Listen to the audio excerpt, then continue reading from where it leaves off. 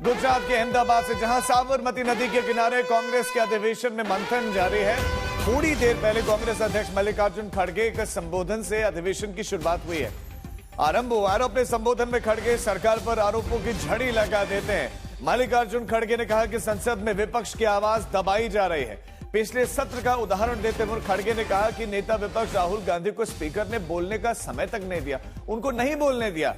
वक्फ कानून और मणिपुर पर आधी रात पर संसद में चर्चा होती है। खड़गे ने सवाल खड़े किए कि जब लोग सो रहे थे देश के, तब चर्चा करवाकर सरकार जनता से क्या छुपाना चाह रही थी, कुछ छुपाना चाह रही थी क्या? उन्होंने सरकार पर सार्वजनिक संपत्ति बेचने का भी आरोप लगाया। सरकार पर आरक्षण पर चोट करने का भी मल्लिकार्जुन खड़गे ने आरोप मढ़ा। कांग्रेस अध्यक्ष मल्लिकार्जुन खड़गे का संबोधन हुआ और कहा जो बड़ी बात है उनके संबोधन की, विपक्ष की आवाज दबाई जा रही, विशेष रूप से राहुल गांधी का लोकसभा में बोलने का उस पर रोका जा रहा है। आरोप लगाया कि लोकसभा में बोलने नहीं दिया जा रहा और टैरिफ पर संसद में आखिर बहस नहीं होने दी। हाल में हुए संसद के बजट सत्र में सरकार ने मन माने अपना काम चलाया। स्पीकर ने leader of opposition Rahul Gandhi ji को नाम लिया, उनको बोलने के लिए कहा, फिर बाद उन्होंने उनको बोलने नहीं दिया। ये डेमोक्रेसी में लज्जा की बात है। एक अपोजिशन लीडर को अगर आप बात करने नहीं देते, क्या आप सामान्य लोगों को करेंगे?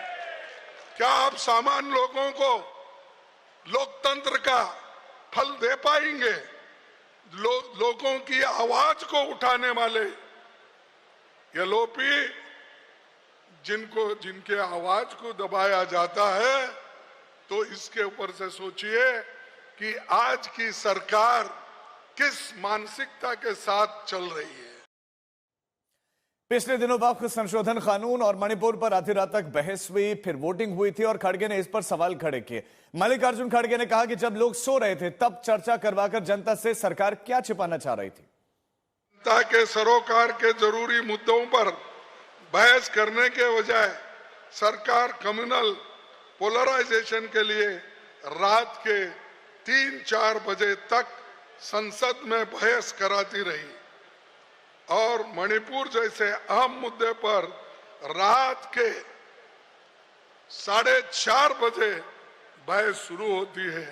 मैंने कहा शाह जी को, अरे भाई ये कल बात करेंगे, क्योंकि इन मुद्दों पे हमको कुछ रोशनी डालना है, समझाना है और देश के लोगों को भी ये मालूम होना है मणिपुर का इंसिडेंट कैसा चल रहा है, वहां पर किस तरह की गवर्नेंस चल रही है। तभी भी सरकार नहीं मानी। इसका मतलब है कि सरकार कुछ छुपाना चाहती है।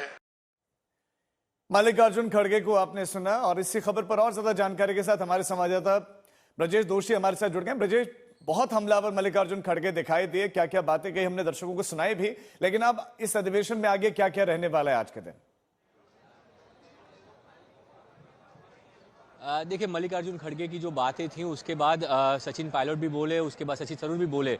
हर मुद्दे पे, आर्थिक मुद्दों से लेकर जो टैरिफ वॉर चल रहा है वहां से लेकर रोजगार और महंगाई तक हर मुद्दों पर सेशन में बात होगी। संगठन को लेकर भी मजबूती की बात की जाएगी। दीपेंद्र हुड्डा ने थोड़ी देर पहले प्रेस को संबोधित किया, उसमें उन्होंने कहा कि कांग्रेस पार्टी न्याय पथ पर चलकर देश के गरीबों और जनता का आवाज बनना चाहती है और वही चीज इस सेशन में बात की जा रही है। मल्लिकार्जुन खड़गे ने सरकार से लेकर संघ तक सब पर आरोप लगाए और चुनाव में घोटाले की बात तक कर दी। उन्होंने ईवीएम की बात फिर से एक बार लगा दी कि ईवीएम में जो है फ्रॉड हो रहा है, विपक्ष हारे, इस तरह के प्रयास जो है सरकार कर रही है।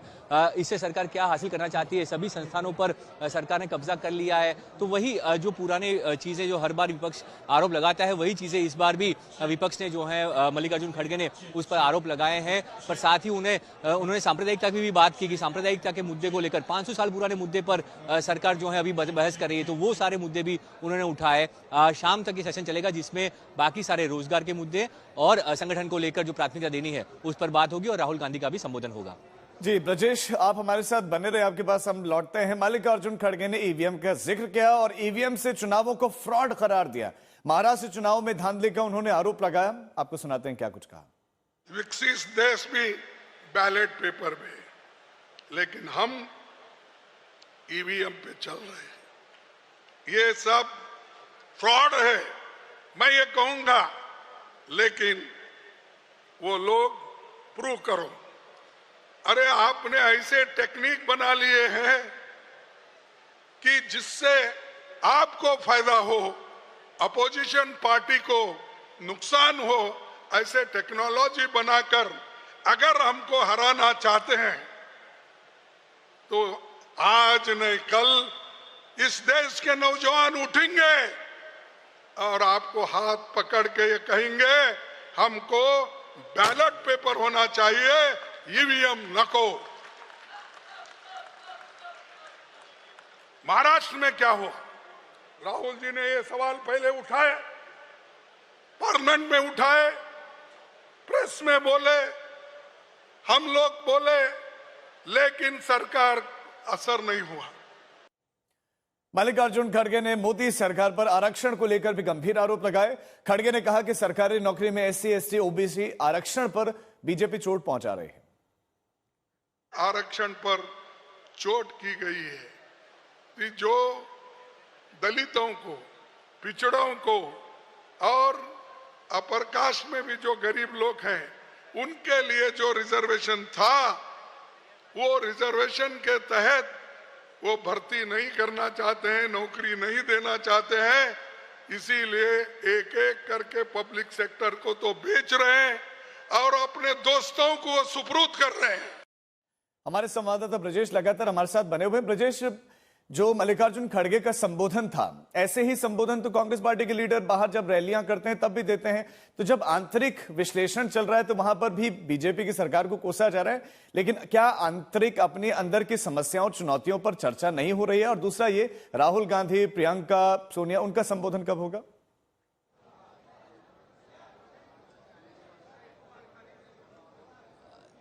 देखिए, जो बात है आंतरिक जो है मुद्दे, उस पर चर्चा होगी, पर जो अध्यक्षीय संबोधन था उसके अंदर जो मुद्दे विपक्ष उठा रहा है, हमारे जो मुद्दे हैं वो लोग बोल रहे हैं कि हमारे कांग्रेस के जो मुद्दे हैं वो कौन से रहेंगे, कांग्रेस किस नीति पर जो है आगे बढ़ेगी। तो वो बात जो है वो अध्यक्ष ने अपने संबोधन में की। उसके बाद जो है सचिन पायलट ने भी संबोधन किया, शशि थरूर ने भी किया, जिन्होंने अर्थव्यवस्था को लेकर और विदेश नीति को लेकर बात की। अब जब संगठन की बात आएगी, राहुल गांधी बोलेंगे कि संगठन में कैसे बदलाव करना है, किन किन मुद्दों पर, क्योंकि कल कार्य समिति में जो चर्चा हुई उसमें कांग्रेस के बड़े नेताओं ने यही तक कह दिया कि चुनावी रणनीति में हम फेल हो रहे हैं, हम 2-3 महीने पहले चुनाव से पहले तैयारी शुरू करते हैं और इसलिए हमें जीत नहीं मिलती। तो आज उस पर भी बात होगी, उस पर जो है राहुल गांधी का भी संबोधन रहेगा, सोनिया गांधी भी जो है संबोधन करेगी। प्रियंका गांधी जो है इस अधिवेशन में नहीं है, उन्होंने पहले से छुट्टी ली है अपने दौरे की वजह से, तो वो इस बार मौजूद नहीं है।